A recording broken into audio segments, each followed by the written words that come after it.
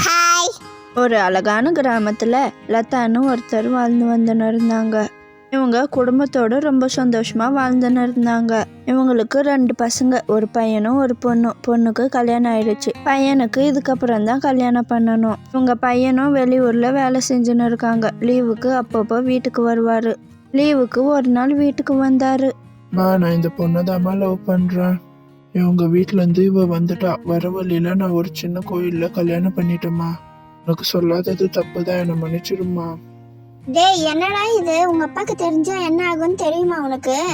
இந்த பொண்ணு பாரு எப்படி ட்ரெஸ் பண்ணி இருக்கு. இதெல்லாம் நம்ம குடும்பத்துக்கு ஒத்து வராதுடா. கல்யாணம் வேணா ஒண்ணு வேணா, நீ எடுத்துன்னு போய் அவங்க வீட்டுல விட்டு வந்துடு, போயிடு. அதெல்லாம் முடியாதும்மா. என்னால் அவங்க வீட்டுக்கெல்லாம் போய் விட்டு வர முடியாது. என்னை நம்பி வந்துட்டா இவ. என் கூட தான் இருப்பா இவ. உங்களுக்கு பிடிக்கலன்னா சொல்லுமா, நானும் இந்த வீட்டை விட்டு போயிடுறேன். நீங்களும் சேர்க்க மாட்டேன்றீங்க, அவங்களும் சேர்க்க மாட்டேன்றாங்க. நாங்கள் எங்கே தான் போகிறது? இதே மாதிரி பண்ணீங்கன்னா நாங்கள் தப்பான முடிவு தாம எடுப்போம் இதுக்கப்புறம். ஏய், ஏன்டா இப்படி எல்லாம் பேசுற? எவ்வளவு ஒருத்திக்காக நீ ஏன்டா இப்படி தப்பு தப்பா பேசுற? சரி, எப்படின்னா இப்போ உங்க அப்பா வந்து கேட்டா நீயே தான் சமாளிச்சுக்கணும். சரி, அதெல்லாம் நான் சமாளிச்சுக்கிறேன். நீ ஒன்றும் கவலைப்படாது, போ. போறா பாரு, அவ ஆளும் அவ பேகும் எப்படி இருக்கணும். இதே மாதிரி கொஞ்சம் மாசமும் ஆச்சு. அவங்க அத்தை எதுக்கு எடுத்தாலும் அவளை திட்டினே இருப்பாங்க. தோசை சுட்டு தக்காளி சட்னி செஞ்சு எடுத்துன்னு அப்போ எனக்கு ரொம்ப பசிக்குது. சரி அத்தை. ஐயோ, நமக்கு வேலை சமைக்கிறதுக்கே தெரியாது. ஆனா அத்தை முறையா நம்ம கிட்ட ஒண்ணு கேட்டிருக்காங்க. நம்ம செஞ்சு எடுத்துன்னு போய் கொடுப்போம். அவங்களும் தோசை தக்காளி சட்னி எல்லாம் செஞ்சு எடுத்துன்னு போய் கொடுத்தாங்க.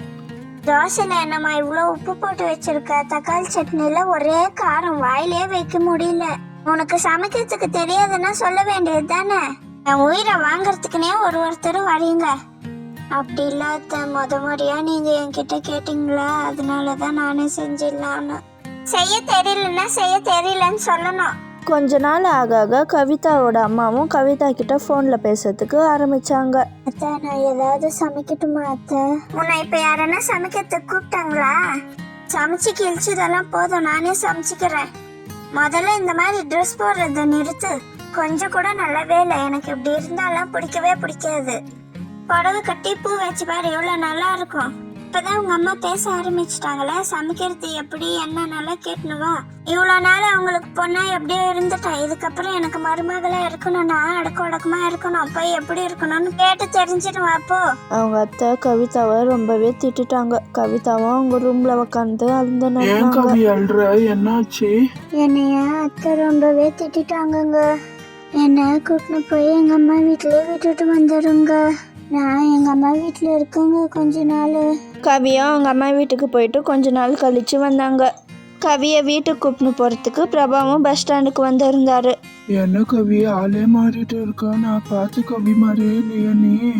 என்னங்க பண்றது, உங்க அம்மாக்கு என்ன சுத்தமா பிடிக்கவே மாட்டேங்குது. மாறிதானே ஆகணும், வேற வழி இல்லையே. நீ அப்படியெல்லாம் ஒன்றும் மாற வேண்டிய அவசியம் இல்லை கவி. உனக்கு பிடிச்ச மாதிரி நீ இரு. நான் வேணும்னா எங்க அம்மா கிட்ட பேசுறேன், இரு கவி. நீ எப்படியெல்லாம் இருக்கணும்னு நினைச்சு ஆசைப்பட்டு மாடர்ன் ட்ரெஸ் எல்லாம் வாங்கி வச்சிருந்தேன். ஆனா இப்போ உன்னை இப்படி பாக்குறதுக்கு எனக்கே கஷ்டமா இருக்கு கவி. மா, எதுக்குமா நீ இப்படி எல்லாம் பண்ற? அவ பாவம், நீ எவ்வளவு திட்டினாலும் சைலண்டா தானே இருக்கு. அவளுக்கு பிடிச்ச ட்ரெஸ் கூட போடாத, நீ ஏமா சொல்ற? ஆமா, அந்த ட்ரெஸ் எதனா நல்லாவா இருக்கு? தொப்புள் தெரியுற மாதிரி யாரனா ட்ரெஸ் போடுவாங்களா? இது கிராமத்துக்கு தகுந்த மாதிரி தான் இருக்கணும். அந்த பொண்ணை நான் வீட்லயே சேர்த்திருக்க மாட்டேன். ஏதோ உனக்காக தான் நான் சேர்த்திருக்கேன். எப்படியெல்லாம் இருக்கணும்னு அவங்க அம்மா எல்லாம் சொல்லி அமைச்சிருப்பாங்க. நீ உன் வேலையை மட்டும் பாரு. 7 கழுத வயசாகுது, மாடர்ன் ட்ரெஸ் எல்லாம் போட்டுக்கு தெரியுது, சமைக்கிறதுக்கு தெரியல அவளுக்கு.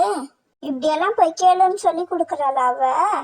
இதே மாதிரி அம்மாக்கும் பையனுக்கும் சண்டை போயின்னு வந்துச்சு. அவளால இவன் நம்மளை எதிர்த்து நிக்கிற அளவுக்கு ஆயிட்டு இருக்கான். எல்லாம் அவ சொல்லி கொடுக்கறது தான். கல்யாணம் ஆகி 12 வருஷமா குழந்தை இல்லாம கஷ்டப்பட்டு பெத்து எடுத்து வளர்த்தா இவ பாத்தியா? இவ்வளோ நாள் நான் சொல்றதெல்லாம் கேட்டுன்னு இவ்வளோ பாசமா இருந்துச்சு இந்த பையன். இவ வந்ததுல இருந்து நம்ம கிட்ட பாசமாவே இருக்க மாட்டேன்றான். விட்டா வெறுத்துருவான் போல. அத்தை, நான் சமைக்கிறேன் அத்தை. ஏமா, உன் சமையலுக்கு ஒரு கும்பிடு, நீ போ, நானே சமைச்சுக்கிறேன். இல்ல அத்தை, இப்பெல்லாம் நான் நல்லா சமைக்கிறேன் அத்தை. வேணான்னு சொல்றேன்ல, போ. அப்படி நீங்க சமைக்க விடலைன்னா கூட பரவாயில்ல, அடுத்த வாரம் நான் இட்லி கடை ஓப்பன் பண்ணலான்னு இருக்கேன். இது கூட உங்ககிட்ட ஒரு வார்த்தை சொல்லணுமே தான் சொல்கிறேன். இவ இட்லி கடை ஓப்பன் பண்ணுறாளா? இட்லி கடை இவ கடையில் யாரும் வந்து சாப்பிடுவா? மனுஷன் சாப்பிடுவானா இவன் கடையில்? ஐயோ, அதுக்கப்புறம் இவ தான் என் மருமகனும் ஊர் ஃபுல்லாக தெரிஞ்சிருமே. இவ வாயிலே இந்த இட்லி கடை வேணும்னு சொல்லணும். அந்தளவு நம்ம ஒன்று பண்ணி விட்டுடணும். ஏற்கனவே இவ செய்கிறத யாராலையும் சாப்பிட முடியாது. இதில் நம்ம வேற பண்ணணுமா? சரி பாப்போம், ஃபஸ்ட்டு ஓப்பன் பண்ணட்டும். மாடன் மருமகளோட இட்லி கடையை மூடுறதுக்கு அத்தை என்னெல்லாம் செஞ்சாங்கன்னு பார்ட் 2ல பார்க்கலாம் ஃப்ரெண்ட்ஸ். அடுத்த வீடியோவில் பார்ப்போம். பாய். பாய்.